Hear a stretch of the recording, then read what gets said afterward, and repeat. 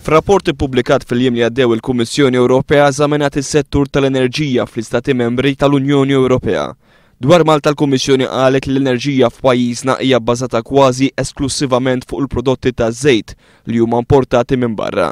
Ir-rapport li jgħid li għal dawn l-aħħar 20 sena l-pajjiż qatt m'għamel użu minn enerġija alternattiva, sitwazzjoni li kienet deskritta bħala mhux tas-soltu. Dwar il-prezz tal-elettriku r-rapport tal-Kummissjoni Ewropea jgħid li l-konsumaturi Maltin qed iħallsu fost l-kontijiet fl-Unjoni Ewropea. Fir-rapport ġew pubblikati wkoll tabelli li jikkonfermaw li fl-2010 u fl-2011 il-kontijiet tad-dawl f'pajjiżna kienu l-ogħla mill-2004 l-hawn.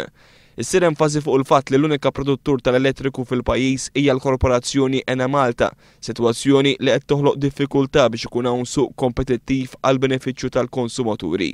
Il-Kummissjoni Ewropea tgħid li l-Ena Malta tiddependi minn żejt primarjament heavy fuel oil li jinxtara minn barra l-pajjiż.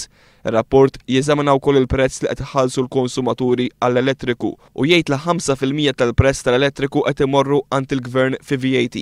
Jintqal li f'pajjiżna l-ilmenti u l-problemi dwar is-servizz tal-elettriku huma prevalenti aktar minn pajjiżi oħra membri tal-Unjoni Ewropea.